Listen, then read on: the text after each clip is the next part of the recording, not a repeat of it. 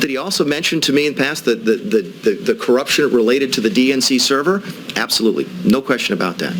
But that's it. And that's why we held up the money. Reporters gave Mulvaney a chance to clarify his comment during a White House briefing. To be clear, what you just described is a quid pro quo. It is funding will not flow unless the investigation into the Democratic server happened as well. We do that all the time with foreign policy. Later, Mulvaney issued a statement saying there was absolutely no quid pro quo, and the president never told him to withhold any money over a server. The White House is blaming the media. He did a great job. He mentioned the same message over and over and over, and now the media, of course, is, we put a statement out clarifying some of the things that the media got themselves in a tizzy over. Democrats running the impeachment inquiry against President Trump pounced on Mulvaney's comments, calling them a confession. He can back it up now that he's recognized what he has said, but he said essentially what the president said, which was they used $390 million of U.S. taxpayer dollars to leverage the Ukrainians to help Donald Trump in his upcoming election. Mulvaney worked with Energy Secretary Rick Perry and Ambassador to the EU, Gordon Sondland, on the president's Ukraine policy. Sondland testified about his role in Ukraine Thursday, the same day Secretary Perry announced his resignation from the Trump administration. And Nicole Killian joins me from Capitol Hill. We also have Natalie Andrews with us, who covers Congress for the Wall Street Journal. She joins us from our Washington bureau. So, Nicole, Mulvaney and the White House are really trying to walk back these comments. But when you line up the facts, what's the right version that more lines up with what we know? Well, I think it depends on which versions of the facts you believe. We heard from the president a short time ago at the White House, who said that he believes his acting chief of staff did clarify his comments with that statement he put out last night. And those are similar talking points that we're hearing here on Capitol Hill. Earlier today, we heard from House Minority Leader Kevin McCarthy, who also said that Mick was very clear in cleaning up his statement that there was no quid pro quo. And even our very own Nancy Cordes asked him, point blank, which version of Mulvaney's statement did he believe? What he said at the White House or that statement? And once again, Kevin McCarthy responded by saying that he felt that Mulvaney clarified his statement. He also went on to say that many of the witnesses who have come before these House committees in recent days have also apparently, told these committees that there was no quid pro. And he also pointed to the transcript of the president's call, saying that he believes there was no quid pro quo, and again backed Mulvaney's description of events. But on the flip side, of course, you have Democrats who argue just the opposite. We heard from Adam Schiff yesterday saying that Mulvaney's statements turned things from very bad to much, much worse. You also had Congressman Eric Swalwell, who basically said that Mulvaney co-signed on the president's confession. And I would say it's also interesting to note that even though many Republicans and the president seem to be standing behind Mulvaney for now, clearly some members of the president's legal team aren't. We do know, according to our reporting, that they were caught off guard by Mulvaney's statement yesterday and really have been trying to put some distance there between them and Mulvaney.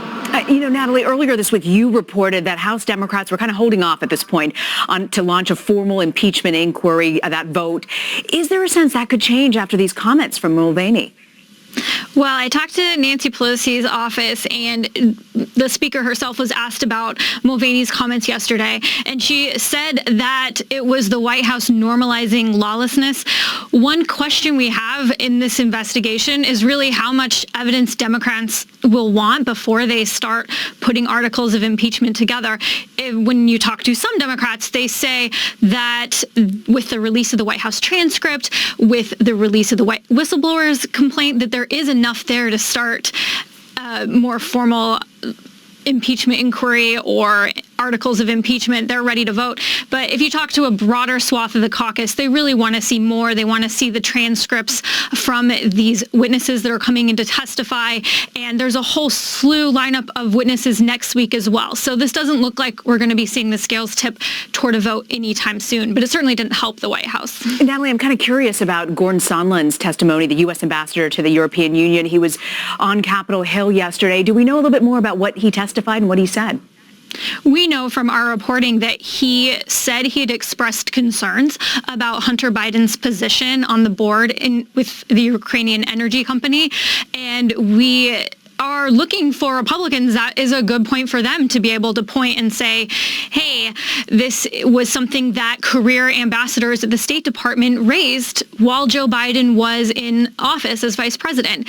At the time, Joe Biden was dealing with his son, Beau, who was dying of cancer and was not able to focus on concerns raised by the State Department. Nicole, at this point, what's the White House most concerned about? I know, the thought of the president potentially delegating Ukrainian policy to Rudy Giuliani. How concerned are they about that narrative? Well, certainly we know that not everyone at the White House has a positive opinion of Rudy Giuliani right now, given all that has unfolded. And, some feel that he is a distraction. I mean, I think, look, there is this perception of the president delegating a lot of this Ukrainian business to Rudy Giuliani, if you will, as a form of shadow diplomacy. That is something that has been very concerning from Democratic lawmakers. And, even as we've listened and heard, what's come out of some of the testimony here on Capitol Hill from these various officials. I mean, you'll remember we started the week with Fiona Hill, who was a former advisor to the president on Russia, and we heard this anecdote that came out of her testimony that former National Security Advisor John Bolton was so alarmed about Rudy Giuliani's conduct that he described him as a hand grenade that could go off, something to that effect. And then you also have Gordon Sondland, as you mentioned, who testified earlier this week, who reportedly also expressed some concerns about Rudy Giuliani being involved in some of this, as opposed to, the president trying to work through more channels within the government.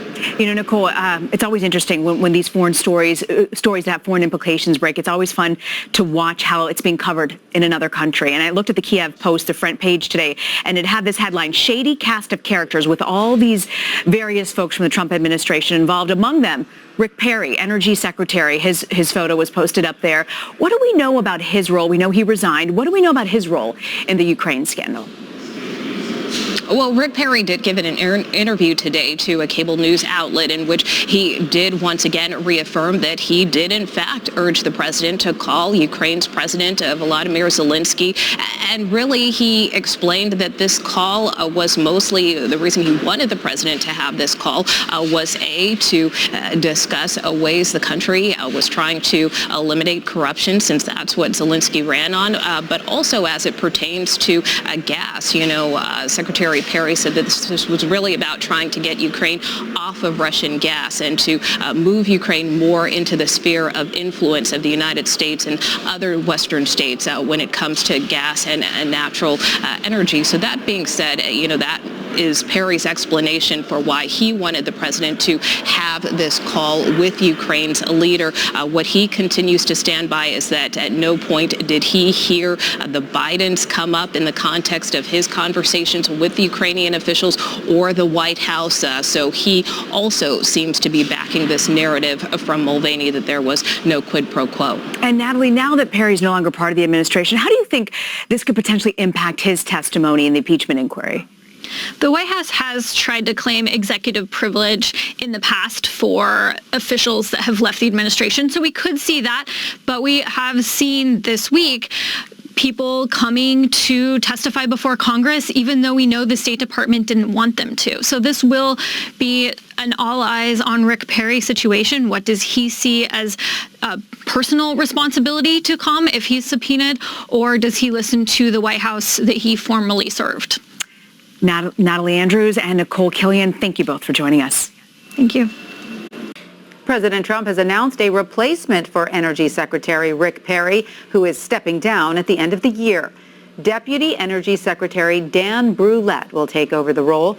According to the Energy Department's website, Brulette formerly worked as the head of public policy for USAA, which provides financial services to the military community. He also previously worked as the vice president of Ford Motor Company. In his announcement on Twitter, President Trump thanked Perry for the, quote, outstanding job he has done. He went on to write, Brulette's experience in the energy sector is unparalleled, and called him a total professional, saying he has no doubt he will do a good job. Well, there is new evidence of violence in Syria today, despite the announcement of a ceasefire between Turkey and America's Kurdish allies. Video shows gunfire and shelling in one Syrian city along the Turkish border just hours after the ceasefire agreement was announced. President Trump addressed this violence earlier at the White House, and he claimed that the Kurds are happy after the U.S. left them alone to defend against a Turkish invasion. There was some sniper fire this morning. There was mortar fire this morning that was eliminated quickly. And they're back to the full pause. We have ISIS totally under guard. Turkey is also guarding separately. They're watching over everything. So you have the Kurds who we're dealing with and are very happy about the way things are going, I must say. The Kurds, and you also have the Turks watching, just secondarily watching, so we have ISIS under control. Well, Vice President Mike Pence is facing heavy criticism for the deal to stop Turkey's attacks on Kurdish forces in northern Syria. The Kurds have blamed Turkey for the violation. Our Charlie Daggett is in the region and reports on the controversy. Well, it's been a shaky ceasefire and a shaky deal. Not everybody here is happy about it. And as for the role of the U.S. military, there are some serious questions about exactly how the terms of that ceasefire will be implemented. Turkish attacks continued on the border today, breaking the so-called pause in hostilities. 120 hours, 5 days for the U.S. to facilitate the reason Turkey went to war in the first place, the removal of Kurdish forces from a 20-mile-deep safe zone along the Turkish border. But Pentagon officials tell CBS News so far they've received no direction as to how to remove those forces, and there's no change to America's own withdrawal plan. Still, at a rally in Dallas, President Trump painted himself as a kind of playground peacekeeper. It was unconventional what I did. I said, they're going to have to fight a little while. Sometimes you have to let them fight a little while. It's like two kids in a lot. You got to let them fight, and then you pull them apart. But it's far from child's play for the hundreds of people killed and almost 200,000 displaced by the fighting. And Turkish forces have been accused by a chemical weapons expert of using what looks like white phosphorus against Kurdish civilians, banned by chemical weapons conventions. The U.S. has declared a ceasefire to a war they weren't even fighting and enabled Turkey to achieve its primary objective, which has enraged U.S. lawmakers on both sides of the aisle. The decision to abandon the Kurds violates one of our most sacred duties. It strikes at American honor. What we have done to the Kurds will stand as a blood stain in the annals of American history. Now, it may be telling that Turkey is calling this more of a pause than a ceasefire. Why 5 days? Well, that's exactly when Turkish President Erdogan is due to meet with the real power broker of this region, President Vladimir Putin, in Russia. Charlie Daggett of CBS News in Tehuk, northern Iraq. I want to bring in Christina Ruffini and Ann Guerin. Christina is a CBS News State Department and Foreign Affairs reporter, and Ann is a White House reporter for the Washington Post. So, Christina, President Trump just a short time ago said that the situation in Syria is very fragile. A U.S. official tells our David Martin at the Pentagon that they're still executing the withdrawal plan. What does the State Department have to say? A State Department official told me moments ago that the priority is obviously getting U.S. troops out of the way, but they said there is some assistance going into, number one, ensuring it's safe for these Kurdish groups, that's the SDS or the YPG, getting out of the way, and that they're discussing with the Turks the evacuation routes and trying to clear a safe way for them to leave and get out of the fighting and to make sure the fighting stops. The official also said that the U.S. is providing some cover as well. I asked the official if they could explain what that cover entailed, and they said they couldn't go into it.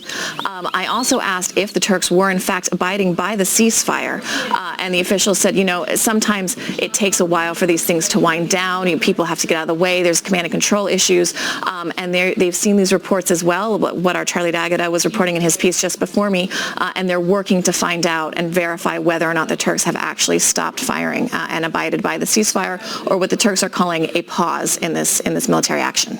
And on the Today Show, NBC's Today Show, Admiral James Stavridis called the Turkish offensive ethnic cleansing. I want to play for you what he had to say. One way to look at this is that President Erdogan and President Trump buried the hatchet. They buried it right in the back of the Kurds. This is approaching ethnic cleansing, 300,000 Kurds being pushed out of this so-called buffer zone, 70,000 of them children. Newsflash, winter is coming. This is a humanitarian crisis. And what do you make of what he had to say today? Well, I mean, the admiral there is outlining in pretty dramatic terms something that is indeed happening on the ground, which is that Turkish President Erdogan is getting what he has long sought, which is a Kurd-free area on his border, where those people go, where the thousands of civilians who are being displaced go, and how safely they're able to go is really not Erdogan's concern. And Trump is trying to make it not his concern as well. But it will result in a, Stavridis says ethnic cleansing, but it will result in the forced removal of what used to be legal citizens in that region. And part of it is being done under the aegis of a ceasefire or pause brokered by the United States. And President Trump tweeted this morning that he actually spoke with President Erdogan. Do you believe that this pause, ceasefire, however you want to label it, holds beyond the 5 days? Well, it's in Erdogan's interest to have it hold beyond 5 days, because then he gets his safe zone permanently or semi-permanently, and that's what he really wants. So to the degree that there's some strategic thinking here about how this is going to go in 6 months, it would be in Erdogan's interest to maintain it. It hasn't gone great in the last 24 hours, or 20 hours or so. There has been some scattered skirmishes. Trump actually addressed that today in the Oval Office and brushed it off, saying, "Yeah, there's been a little back and forth, but it's all good now." He said he's very happy with the way it's going. I think time will tell in maybe 2 days' time, really whether it is holding. And you wrote, Anne, in the Washington Post, you said Syria. One of your experts said Syria is sort of a dead end. So what are the president's options if this doesn't work? Well, the president, he's also getting what he wants here, at least in the short term, which is the Syria withdrawal. He said almost a year ago, in December of last year, that he wanted to effect. Longer term, he has a real problem on his hands, which is that the Kurdish allies have obviously been abandoned. There's a reputational risk that goes with that for other allies. Why would people work with the United States if this is what happens? And there is a potential for a resurgence of terrorism in Syria and in areas that the U.S. used to have its finger on. So that's also a risk.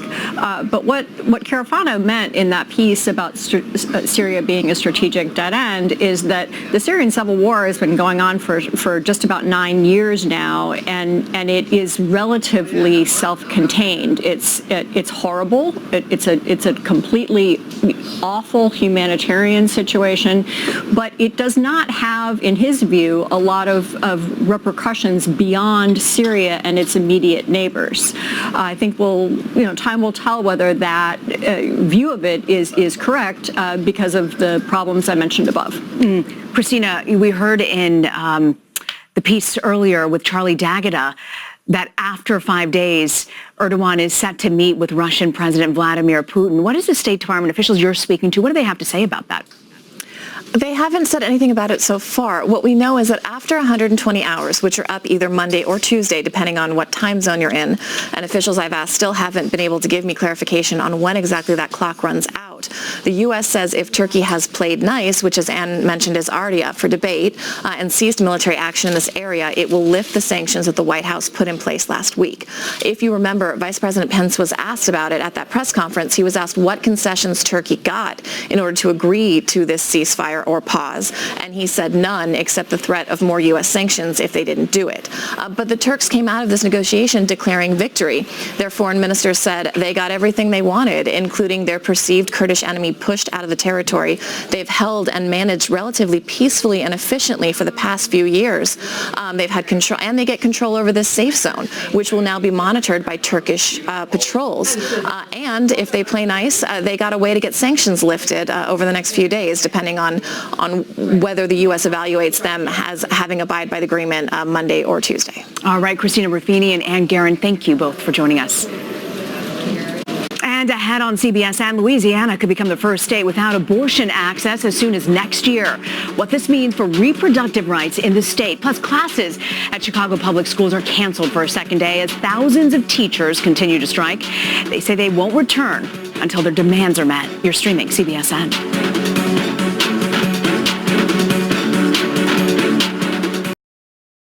Louisiana could become the first state in the country without access to abortion. The Supreme Court will consider a challenge to Louisiana's so-called Unsafe Abortion Protection Act.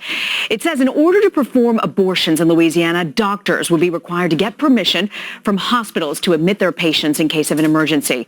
But local clinics told CBS News that most hospitals don't grant that permission to doctors performing the procedure. In fact, only 2 doctors in the state have ever obtained those hospital privileges, and only one is still providing abortion services. CBS News reporter Kate Smith spoke to his clinic's administrator. We currently have 2 physicians. One physician has admitting privileges through a private practice. The other physician, which I think in the case is Dr. Doe 1, tried extensively. The process of obtaining admitting privileges can go on for months, if not years. It's a lot of paperwork involved, going through jumping through many hoops. It's a lot of back and forth, and the end result is the hospital holds all the cards. You're asking them to provide admitting privileges for someone who they probably won't ever have a patient. They'll never receive a patient from this person. And there's a lot of community flack, a lot of pushback. Should it get out and about in the community that this hospital is granting privileges. So it's a no-win situation for hospitals. Why? They simply state, you're not providing us with any income because you're not admitting patients, so why should we put our necks on the line here to grant you privileges? If the Supreme Court sides with Louisiana for the admitting privilege law, the state could go down to 1 clinic. Yes. What would that mean for patients and providers? It would be devastating. Because with 1 clinic open, there's no way to assure that clinic would even remain open. We do have a physician that has admitting privileges. However, if he's last man standing, he has said all along he cannot handle the increased targeting that he would receive by the antis. So it would be devastating. We saw half the clinics in Texas close. And in 2010, there were, I believe, 7 clinics in Louisiana. Now we're down to 3. Already women are having to put off appointments in order to get in. Even if 1 clinic remained open, there's no way 1 clinic could see all the women that they would need to see. It's just not physically possible. So you're looking at increased wait times for women, higher cost of procedures, being farther along when the procedure happens. And for some, it simply puts it out of reach. So they would definitely, have to have another child, once again, that they cannot afford. So Louisiana could become the first state with no abortion care? Yes. How does that make you feel? Sad. Angry, very angry. You indicated that the doctor here would feel like he was kind of forced out because of the harassment and what happens to him because of his profession. What are some of those things? Like, what does that look like? Oh, he's been targeted at home, at his primary office, which is connected to a hospital, by antis that literally made it up as far as his office demanding attention or whatever. There have been veiled threats. There's constant online harassment through social media. I think professionally he's taken a hit from his peers because even though most physicians are pro-choice. You don't see a lot of them willing to step up and put themselves out there. If all the other clinics were to close, it would be, I think, more than anybody could ask of him to continue the work. And if he did step down, would you understand? I would hate it. It would be devastating for all of us, and not just the staff, but for the women that we generally serve, not just in North Louisiana, but South Louisiana, East Texas, Arkansas, Mississippi. We have patients come to us from Oklahoma. I mean, that's a tremendous burden to choose between your own safety, your own professional, viability, and maintaining abortion access in the state. I mean, how does he wrestle with that? I think he has his moments when he thinks, he's not getting enough support from peers or the medical community, and he's ready to hang it up. But then he'll come to work, and the patients, I think, make the difference there. Their gratitude.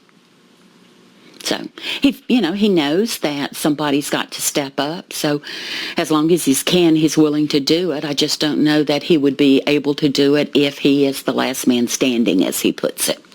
Well, more than 360,000 public school students in Chicago are out of school for a second straight day while their teachers strike. The teachers are calling for better pay and smaller classes, as well as more support from staff in the form of school nurses, librarians, counselors as well. The city's accused the Chicago Teachers Union of not handling negotiations with urgency.